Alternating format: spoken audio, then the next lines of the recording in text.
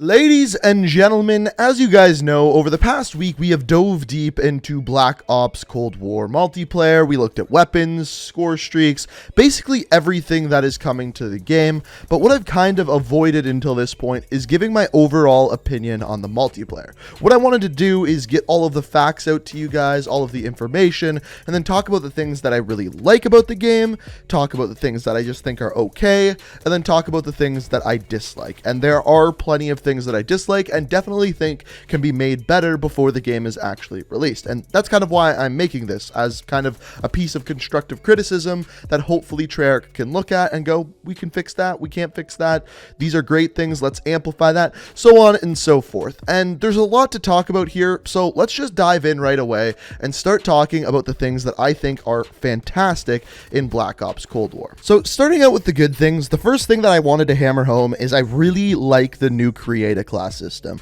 I think that having it the way that they do, where you don't necessarily have 10 slots and you can kind of make the class and the weapon that you want, is really fantastic. So the big thing, of course, there is Gunsmith, being able to choose the different attachments and basically the exact attachments to make your gun the way you want it was something that I absolutely loved in Modern Warfare. You weren't limited by if you use too many attachments, you can't use perks, things along those lines. And because of this, you can make really great classes. I really like this, and I really like that they're implementing it within Black Ops Cold War. I also like the way that they're doing it, where they're showing us that certain attachments affect the weapon in very specific ways, showing us exact percentages for sprint out time, aim down sights, recoil, things along those lines, and I really like to see that. So first of all, Gunsmith, I think they knocked out of the park. The creative class system is interesting. I'm a little bit worried that certain wild cards are going to be overpowered. For example, the one that lets you use 6 perks seems really powerful compared to Danger Close, where you just get extra explosives. So we'll have to wait to see how that one's actually balanced, but as of right now, create a class is right up there. The next thing is the 6v6 map. So I got to play 3 different 6v6 maps: Miami, Moscow, and Satellite, and I liked all 3 of them. That is really, really rare at a pre-event. Now, the interesting thing about these maps is they're not really 3-lane maps. Like, going back to like Black Ops 1, Modern Warfare 2, most of the maps are 3-lane maps with a couple of lines going down through the middle, kind of like a capital H. And with this, it's very straightforward. Almost all of the maps play the same, and they work. There's good flow to them as long as there's good flank routes and things along those lines.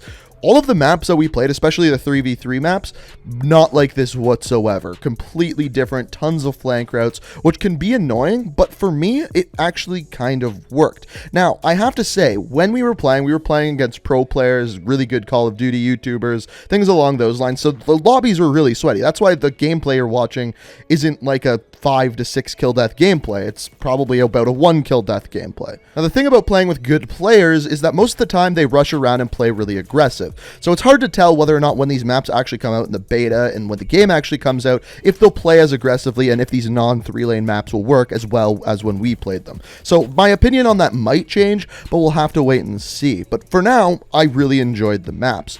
The next thing is the time to kill. So the time to kill is longer. It's almost as long as Black Ops 4's, and it's definitely longer than Modern Warfare. I would say about 2 bullets longer that you have to put into people. Now, personally, I actually like a longer time to kill. I know this is not everyone's cup of tea, and a lot of people, if you don't like a longer time to kill, once the game comes out, just play hardcore, and then you have that really quick time to kill. I know you won't have the mini-map and stuff like that, but personally, I like the longer time to kill. I think it adds more weapon skill. The person who is better with a weapon will generally win that gunfight when that time to kill is longer. So I do like that. I don't think everyone will. Speaking of something that I don't think everyone will like, and this is probably the most controversial thing, but I'm putting it on my like list, is score streaks. So the new score streak system is certainly interesting.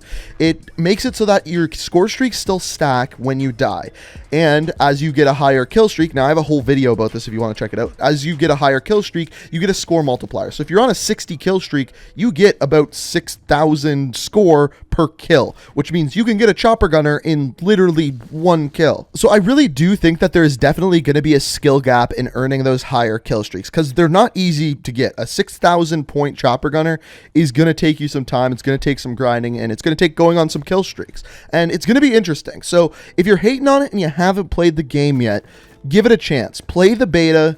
It's an open beta, so you can do it for free and see what you think about it. I think some of you aren't going to like it. I'm just going to straight up say that. But personally, I think it's a pretty good way of speeding up gameplay and making rushers and people who play the objective rewarded a little bit more. So for me, it's a thumbs up. But we're going to have to wait and see once the public gets their hand on it, what it's actually going to look like in practice. Now, the final thing that I wanted to address before we get into the bad stuff is I've heard a lot of people say they don't like the look of the game. Now, I will say just straight up, I think one, the animations in the game, and two, the audio in the game are not as good as Modern Warfare. I get that, and when I first saw Modern Warfare, when we went to the studio to check it out, the team that worked on the animations and worked on the weapon sounds was so proud of what they did. Because if you look at Modern Warfare as a game, the jump in weapon animations and weapon sounds is a huge leap from the previous game. And it's probably one of the biggest leaps that we have ever seen. And I truly believe that the weapon animations and the weapon sounds aren't as good as Modern Warfare. To me, that's not a huge deal. Yeah, it sucks a little bit. That being said, I haven't played it on PS5, so maybe that'll change once it's on the next gen consoles. The other thing that people are saying is that the graphics aren't as good. I don't necessarily agree with that. The one thing that Treyarch always does is they generally have more bright and vibrant colors, and their games are a little bit more cartoony. If you look at Black Ops 3 and compare it to Modern Warfare, there is very clearly quite a large difference here. And Treyarch has kind of always gone with this more cartoony style, more bright colors, more saturation, and personally, I like that. I find it easier to spot people on a map, and I don't mind it. I like that there's a difference between the style of Treyarch and Infinity Ward, because it kind of gives us a break from one or the other year to year, and I kind of like that. And to be honest, I almost prefer the more cartoony style. Now, I don't think everyone will. A lot of people like really realistic shooter games, and I understand that. Maybe you're one of those people. So I could get how you could kind of be a little bit frustrated with that, because this game does look more cartoony. That's the best way I can describe it. So for me, it's not necessarily a bad thing, but I think for some people it will be. Now, the next thing that I'm not necessarily sold on is the larger team games. So the 12v12 combined arms team games. Now, the first one that we played here is on the map called Armada, and it's the boat one. This one I didn't mind. I didn't think it was a bad map. It was interesting and it plays different. Now, the problem I have with combined arms is there is no way to squad spawn. You can't pick a flag to spawn on, so you're always caught spawning at the very back of the map in your team's spawn. And what this does is make it very easy for people just to be able to spawn trap you. This was actually the case on both combined arms maps, not just Armada. And this is a big problem because it, one, slows down the game if you have to spawn all the way at the back every single time. You're not right into the action. The other problem with it is if you're playing against a good team, you are screwed. Just plain and simple. So I think that game mode specifically needs to be tweaked in that way. I think I will enjoy it much more if they add that, and it'll speed up the game, and to me it will just make it better. So hopefully they add that, and then I can get a better opinion on combined arms. But as of right now, that's kind of my thought on it. Now, the other thing with combined arms, and I think another reason why I don't love it as much, is the vehicles. So I like vehicles like the snowmobile or the Ski-Doo jet ski, that kind of thing, where it just kind of gets you from point A to point B quicker. You can run people over. I like that. What I don't like is these vehicles that have really powerful weapons on them. On Armada, it was a boat with a machine gun on it. It was really powerful. You were kind of covered and you could shoot at people. You could go right into their spawn, wait for them to go on the zip line, and just spray them down. I didn't love that. That one was okay, but I didn't love that. On the other map, on Crossroads, there were tanks. Tanks were so good. It was an immediate one-shot kill if they even shot in your vicinity. They were honestly Modern Warfare tanks on steroids, and I didn't like that whatsoever. I'm not a big fan of vehicles in multiplayer games. I'm just not. If I'm playing Ground War in Modern Warfare, I'll probably play Boots on the Ground War. It's just my opinion. For sure, some people are going to disagree with me. Some people like the Battlefield style play with all of the vehicles in it. It's just not my cup of tea.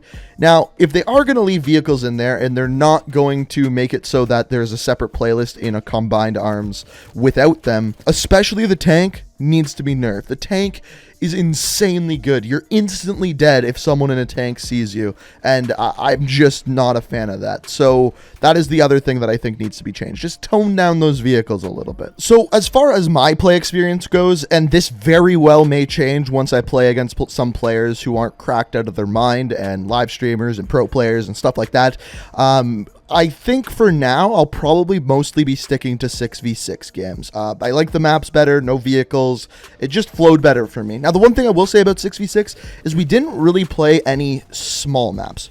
Like, Satellite was a smaller map and it was more action-filled, but it wasn't a small map. There wasn't anything like Nuketown. Now, the odds that we get Nuketown in this game, I think, are probably pretty high, but I still would like to see some more really small maps like Shoot House, maybe not Shipment, but around that size with really, really high action, Nuketown sized. And hopefully we get a couple of those at launch or maybe even in the beta, because I'm kind of missing those super fast-paced maps. Now, the last thing that I am questioning before we get into one or two more good things is the perk Ninja. So I think they did a really good job with Ghost. Ghost is the kind of older school or newer school. I don't even know the way you describe it anymore, but it's the type of Ghost where if you stop moving, then you show up on the map. So Ghost is really going to only work for people who are actually rushing and moving around. And there's a little bit more leeway in this game so that if you kind of just stop moving for 1 or 2 seconds, you're not going to show up. But if you're sitting in a room, not moving, crouching, you will be on that minimap. And I really like that system of Ghost. Now, instead of Dead Silence, they have a perk called Ninja. Now, Ninja doesn't make your footsteps silent, it makes them quieter while sprinting. And from my experience, someone with Ninja is still really easy to hear. So, if they're going to do it this way, and it seems like that's what they're going to do, you're still going to be able to hear footsteps, but they're going to be quieter with Ninja. I think they need to tone them down just a little bit so that they're difficult to hear, and maybe you can only hear them if you are standing still. And that's not the way it was for me. They were still really easy to hear with the perk Ninja. So I think that'll take some fine tuning, and maybe once the beta comes out and they get more feedback, that's when they can make a decision on that. Now, the other two things that a lot of people have been talking about is a lot of people were wondering about weapon inspections and executions. I can tell you for sure, Activision has literally reached out and told us this, that they were not in the build of the game that we played, but executions and weapon inspects will return. I don't know if that's going to be in the beta or the final build of the game, but they are coming back. They are going to be there. A lot of people were disappointed that they weren't in the build of the game, but they are. Now, the other thing that I have big questions about, and I think it's going to drastically change the way this game plays, is the leveling system. Now, this isn't something that people think about right away, but is it going to be a prestige style system? Is it going to be a season-based system? What is the max level going to be? How is it going to work with Warzone? There's all these questions left with that leveling system, and it's big for the game. One thing that I've been missing out this year is the completionist challenges. Now, you do have the challenges every single season that you can go for, but the things like the 100%er from previous Treyarch games, the things that you could really go for and grind for, I miss those. And hopefully something like that will return. Generally, I like to say that Treyarch does a little bit better of a job with their challenges and weapon camos and things like that than Infinity Ward does. So that's something big that I'm left to see, especially weapon camos. Weapon camos are generally speaking something they don't really show until the games actually launch, so I wouldn't be surprised if we don't see that in the beta, but I'm excited for that. And as we get more information on all of this, of course, I will keep you guys updated. So if you're not already subscribed to the channel, make sure you do so. We've got plenty more Black Ops Cold War content coming. We've got Season 6 of Modern Warfare right around the corner. But hopefully you enjoyed the video. I'm curious what your guys' opinions are on the game so far, so let me know down in the comments. As always, this is one of the type of things where I love to see your guys' feedback, hear what you guys think. Maybe you'll change some of my opinions, so let me know all of that down in the comments. If you're new to the channel, be sure to hit that subscribe button. If you enjoyed, hit the like button. But other than that, I hope you had a good day. Thank you so much for watching, and until next time, peace out.